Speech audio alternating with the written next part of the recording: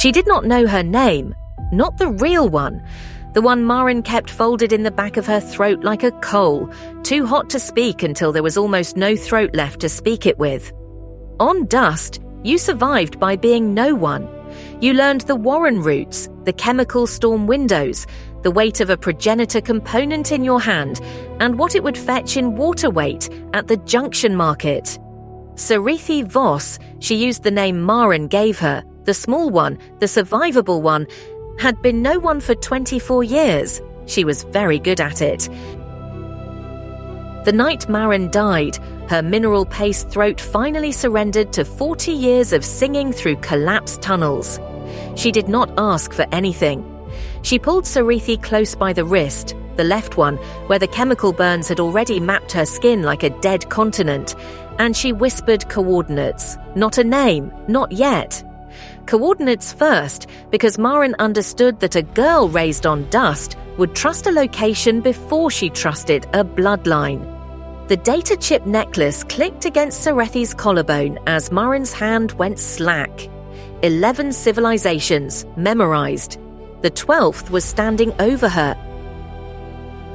The Caelumar Exchange smelled of reagent and recycled air, and the specific neutrality of a place that had decided money was the only honest language. Dr. Iolan Mars did not ask why Serethi had come. She asked for a blood sample. She ran the genome against schematics she kept in a locked cabinet behind a face-down photograph she would not explain. The holographic display column rose between them, and the match it rendered was a bloodline the official record said had been extinct for 1,200 years. House Solabri, the fourth destroyed house, the one whose name was still punishable by death in certain systems. Iolan looked at the readout for a long time. Then she looked at Serethi. Then she said, "You need to leave this station immediately, and I need to come with you." Lysara Aethenis received the intelligence in her chamber above the throne spire, where the capital city spread below her like a diagram of everything she was responsible for keeping alive. The regent's mantle mapped her territories in luminous thread, and 3 patches near her left shoulder had gone dark since she took office. She read Iolan's preliminary findings and pressed her right hand flat against the pale alloy table until the tremor stopped. A living Solabri heir. The throne's legal calculus shifted in the time it took her to breathe. She did not celebrate. She began planning. In the Velaris Nebula's violet and gold gas clouds, Lord Thyros stood in his command chamber and felt the Progenitor's signal strengthening in his skull. The amber glow of his optical implant had been bleeding toward white for weeks. He knew what was happening. He summoned his admirals and told them to prepare the drift cannon targeting sequence. When asked for the target coordinates, he read them from the implant's feed rather than any tactical display. A habitable moon, 60,000 people, a demonstration of capability. The quiet edict had held for 800 years. He fired. Serethi felt it before she saw it. In the cramped shuttle cabin, strapped into a passenger seat with Iolan's medical monitors spiking at her armrest, the binding scars at the base of her skull ignited. A white-hot line of luminous veins spreading down her neck, at the precise moment the drift cannon discharged. She pressed her hand to the viewport and watched the violet gas turn white at the point of impact. She did not know yet that 60,000 people had just died.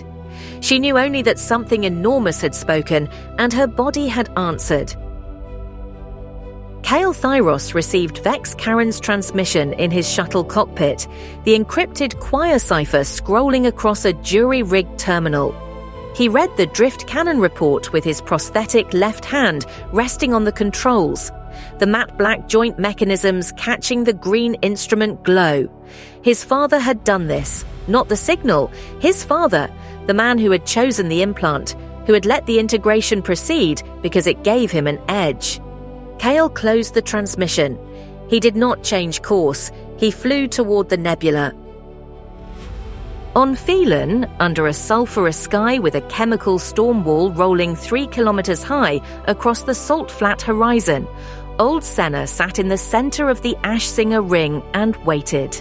Her hands trembled at rest. When Serethi entered the dome, ducking through the low entry arch with Eolin behind her, Senna's hands went perfectly still. She had been waiting for this specific face for 20 years, ever since Maren had sent word through the relay that she had found something in a wrecked transport's emergency pod. Senna began to sing. In the welcome song she had sung every evening for 60 years, Serethi heard a phrase she recognized. Maren had sung it to her every night of her childhood. She had never known it was a warning. The warning was this: the cradle was never meant to be opened from the outside. The kill switch existed. The last progenitor had built the door and hidden the key to lock it.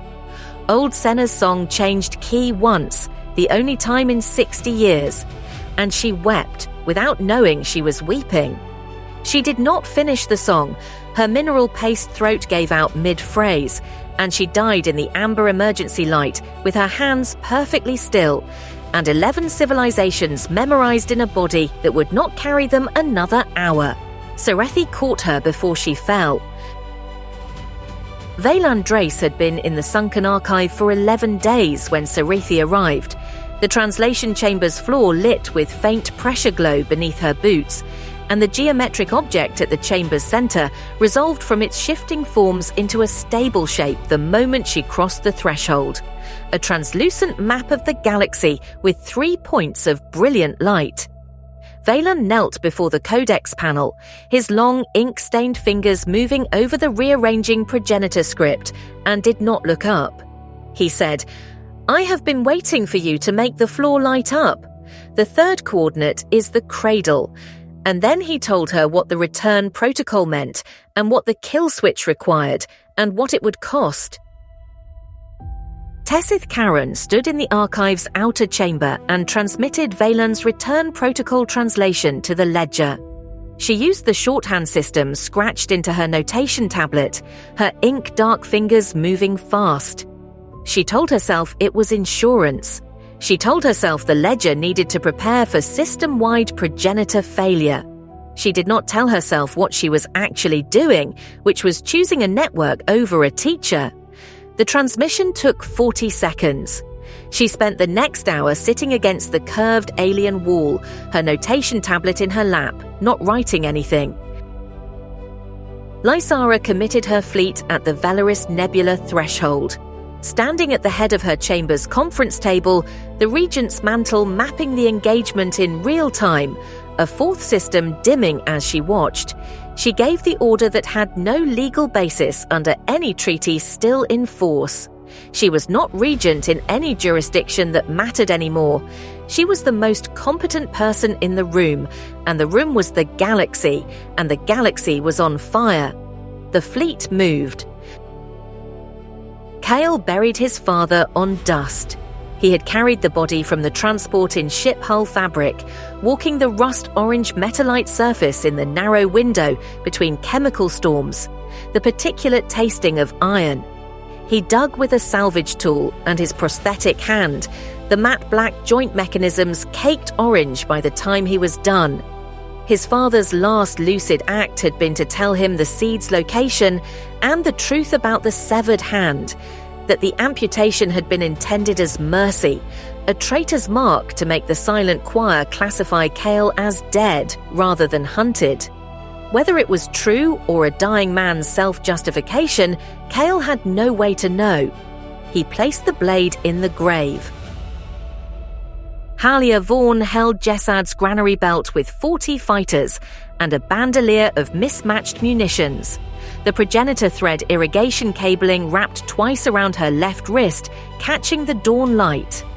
The canal network's glyphs pulsed faintly in the fields around her, the ancient infrastructure responding to something it sensed in the distance, a bound bloodline moving through the galaxy's hidden lattice. She did not know what the glyphs meant. She knew what the granary meant. She held it. Vex Karen fed Lysara's fleet the formation data that turned the Velaris engagement.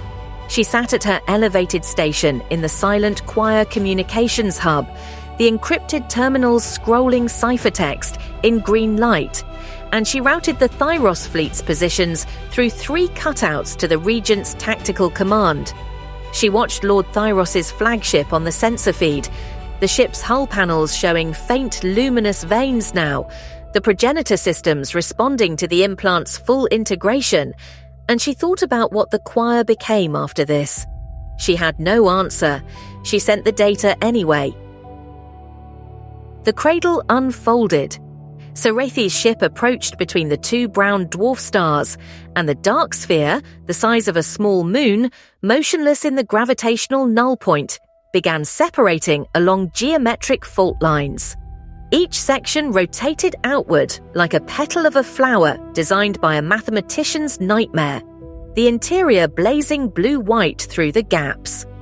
By the time the ship reached docking range, the cradle resembled a vast open hand, its palm a spherical chamber where cascading progenitor script was taking vaguely humanoid shape.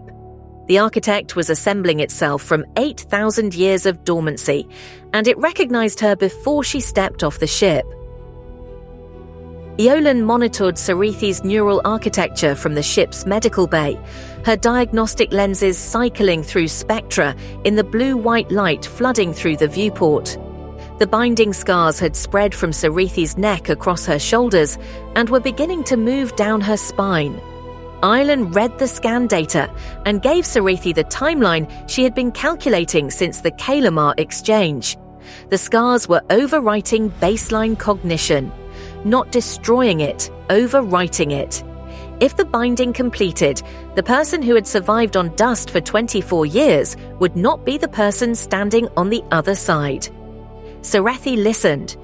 She did not ask Eolan to repeat the timeline. She asked for the progenitor phrase Vaylin had written down for her.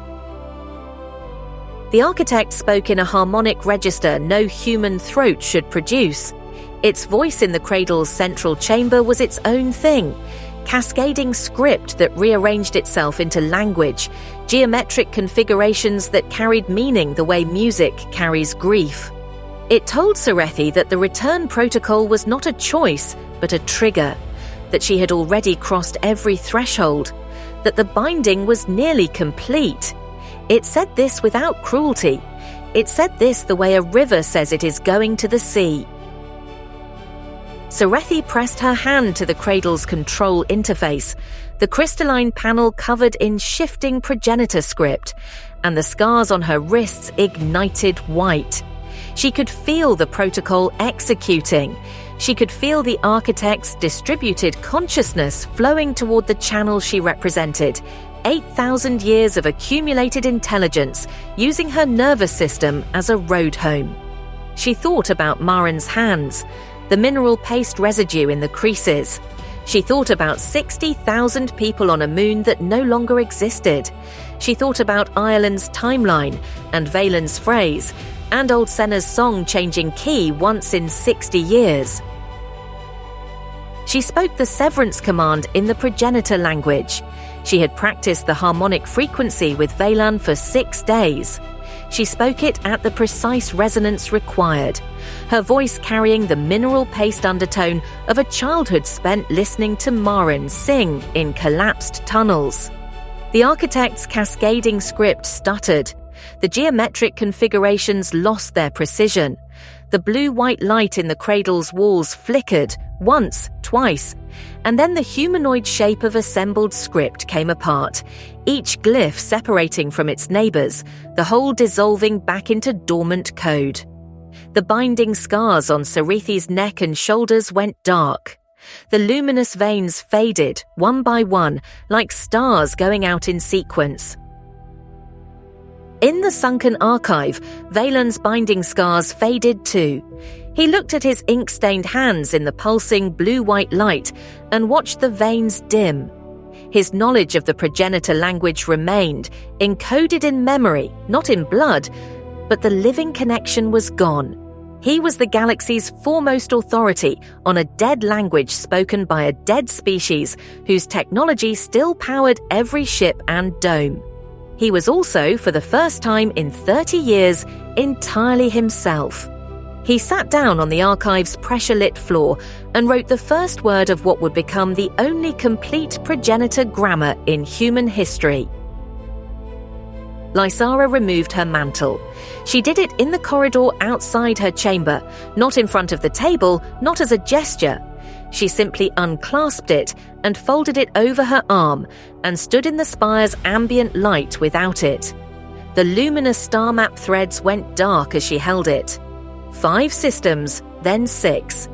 The map that had been her authority and her grief and her proof of competence for 4 years lay folded in her arms like a garment that no longer fit. She was not regent. She was not anything the law named.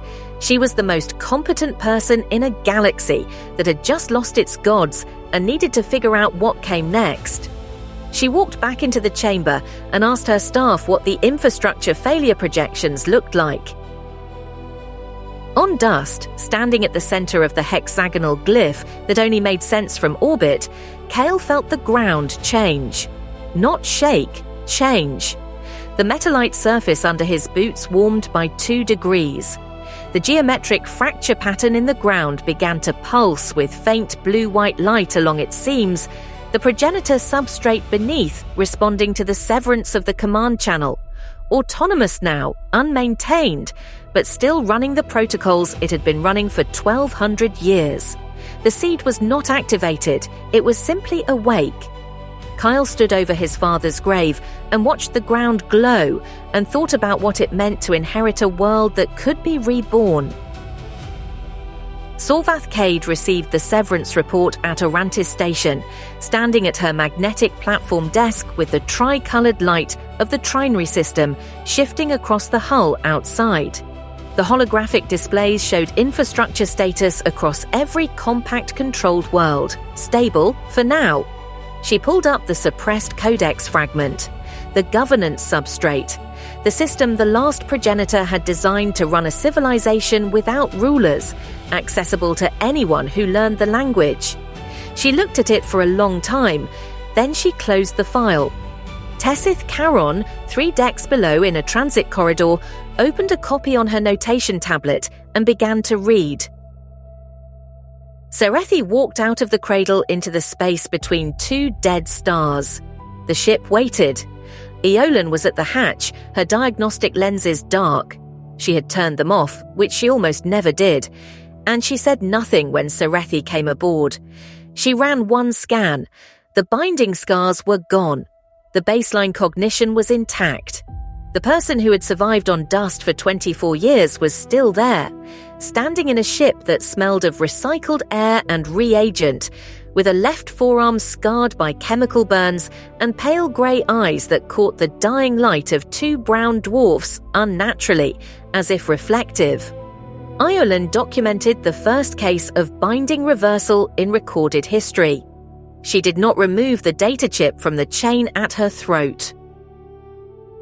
Below Dust, the seed pulsed. It did not pulse for a ruler. It did not pulse for a bloodline. It pulsed the way a planet pulses when it remembers it was once called something else, when the geological memory of rain and soil and a sky that was not rust orange stirs in the substrate that has been holding that memory for 1,200 years. Serethi had not activated it. She had not destroyed it. She had left it waiting, which was a different thing from leaving it alone. She had left it waiting for a word spoken in the right language, at the right frequency, by anyone who had learned the language rather than inherited it. Understanding, not blood, opened this door. The chronicler who writes this from the ashes of what came after knows that the door was opened. What walked through it is another story. What grew from the soil of Solabri Prime, the world that had been dust for 3 centuries and would be called something new, is the story the galaxy is still learning to tell. She moved from reluctant exile to reluctant weapon, to someone who chose, with full knowledge of the cost, to destroy the throne rather than claim it. She did not do it because she was brave. She did it because Murren sang her a warning every night of her childhood, and she had finally learned what it meant. The binding scars are gone. The name remains. The world beneath her feet remembers what it was. And that, the chronicler writes, was enough to begin.